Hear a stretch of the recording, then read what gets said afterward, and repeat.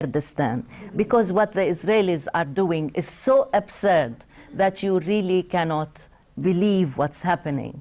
To be unable to move in your cars 2 miles north or south or east or west without checkpoints, without having to get out of the car if you're allowed to cross to the other, is really becoming very, very difficult.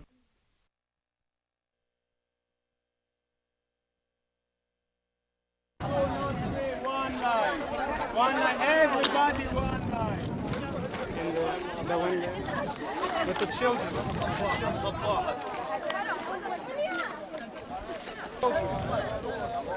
One line.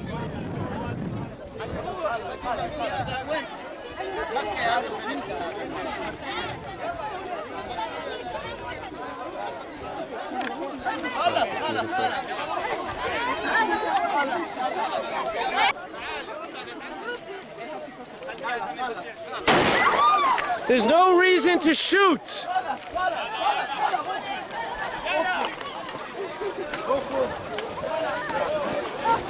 There is no reason to shoot at these people. No reason to shoot in the air, no reason to terrify them by shooting. There's absolutely no reason. Explain it then. How do you dare shoot in the air against civilians and scare them like that when there are babies and children here? Explain it, because they can't go 5 feet?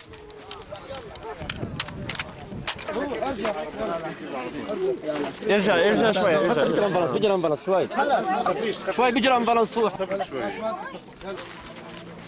يلا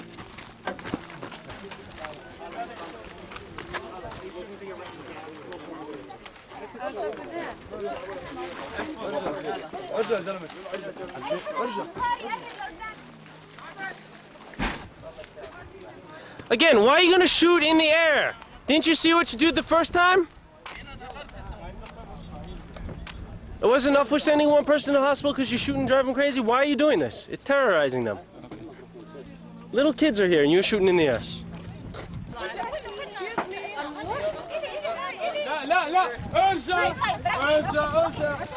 Excuse me, I want to stand there.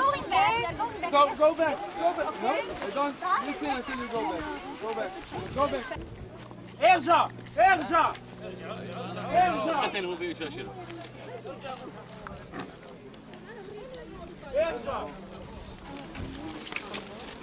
This affects us at many levels.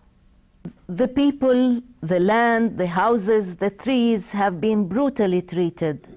Fear and insecurity have replaced compassion and trust. Relations have become hard and tense. When almost every aspect of life is framed in oppression and humiliation, the moral space is diminished. Our own humanity is threatened. And role models for our children become hard to find. People are tired and depressed. They are traumatized by the violence that is perpetuated against them, which affects both their physical and mental health. Do you know that now more than 70% of the Palestinians living under occupation in Gaza and the West Bank are living on less than $2 a day? And this is not because we are originally poor. This is because we are under siege. We cannot go to work. We cannot go, for development, sell our products to the neighboring village or town. We cannot import. Israel basically doesn't want competition from the Palestinian economy. Every product Palestinian wants to export abroad should receive the permission of Israel. So a truck can go to the border of Gaza Strip with full of goods and wait there for days for the permission to be renewed. So often things like vegetable or flowers that Palestinian wants to export from the Gaza Strip just get rotten and they have to throw them away and lose millions of dollars each day. The malnourishment among children is so high Johns Hopkins School of Medicine had a report that 2/3 of the women of childbearing age are anemic, and many of the children, 30% of them, are anemic and malnourished. The most basic form of deception is in fabricating a fake symmetry between occupier and occupied, between oppressor and victim. The violence of the powerful Israeli occupation army, which uses live ammunition, tanks, and helicopter gunships, is at best equated with the violence of Palestinian civilians protesting their victimization and continued loss of rights, land, and lives.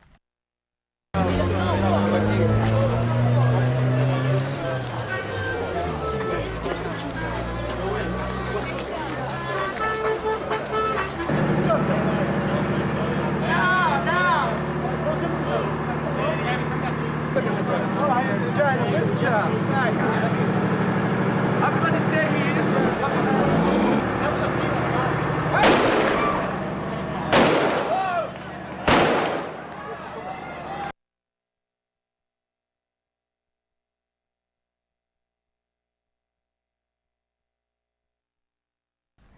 Moreover, if we are not grateful for this form of occupation, colonization, and the isolated Bantustans under Israel's apartheid system, then we will be pounded into submission.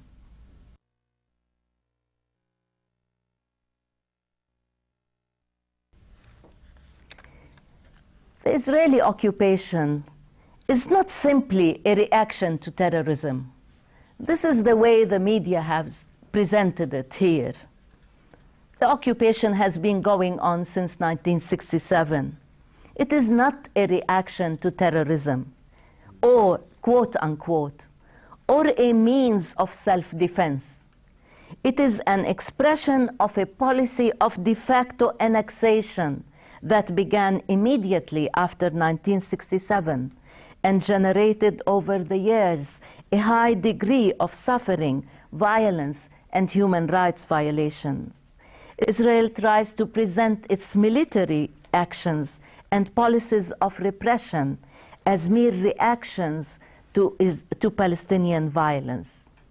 In this way, it has made the occupation disappear from the discourse.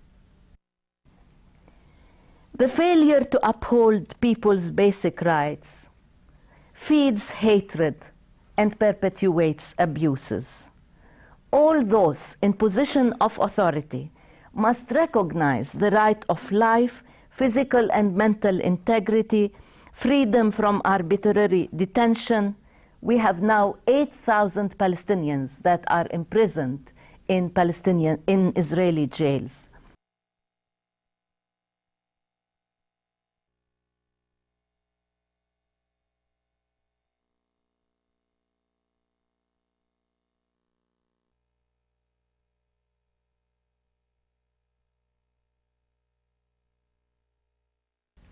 The human rights of one individual cannot be founded on the loss of another individual. And in the case of Israelis, they cannot obtain peace or security by oppressing and violating the rights of the Palestinians, who are committed to their basic right to struggle for self-determination and independence. Israel's extensive use of our water resources in the West Bank and Gaza is just another form of violation. We are only allowed to use 15% at most of the water resources of the West Bank and Gaza. While many of our villages go thirsty because they don't have running water, and because of the closure they can't have the trucks deliver water to them, many of them have gone really thirsty. Their animals have died, their plants died. And while settlements have green long grass, they have swimming pools, they have evergreen trees, and this is using our water resources. What about the 200 Israeli settlements or Jewish colonies in the occupied territories? You hear that Sharon is going to dismantle the illegal outposts. He's talking about few settlements with some trailers or, you know, prefabs put in there. He's not talking about these big cities that have usurped most of the land and water resources. And also, they took land to build bypass roads for these settlements to bypass. Why do they call them bypass roads? To bypass the Palestinian reality, to fragment it, and to imprison us in enclaves so the settlers can be safe and use the roads. We're not allowed to use the roads. Imagine if somebody tells you in Ann Arbor that around this library only, you know, such a group can pass by on this road, or you are not allowed to drive in your car beyond 2 miles in the city. How this is going to affect your work, or seeing your family members, or going to hospital, or going to cultural activities. It's not really a joke. It's strangulating a whole nation on many, many levels. Economic, political, social, at many, many levels.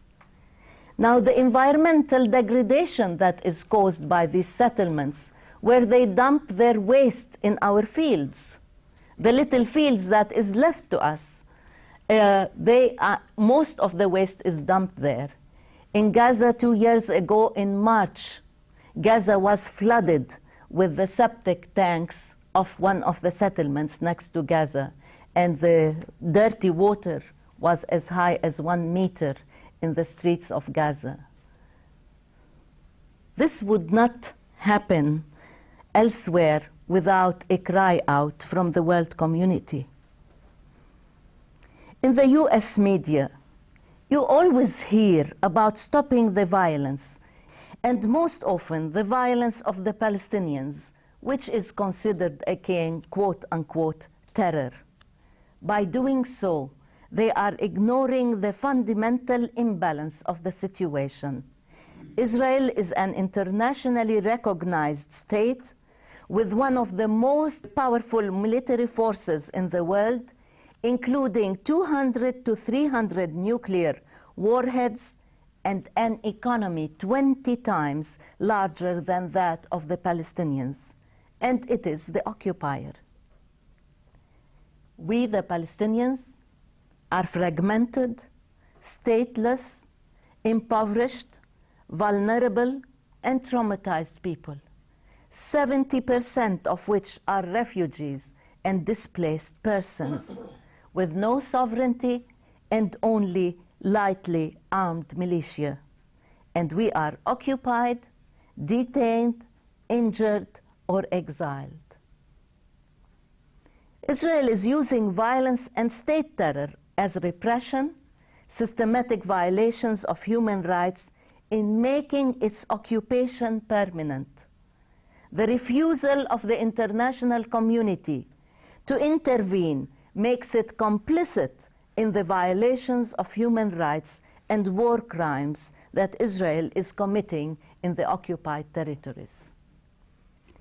For me, it is clear the Israeli military occupation of the West Bank, Gaza, and East Jerusalem must end.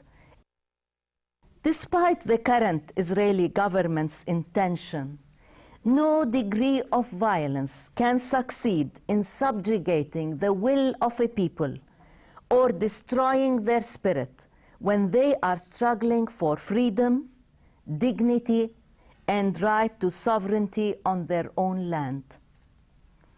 All Israeli attempts at intensifying the brutality of the occupation against Palestinians have only led to the escalation of the conflict and increased our determination to gain our liberty. Conflicts can only be resolved politically and legally on the basis of parity of rights and the global rule of law, all without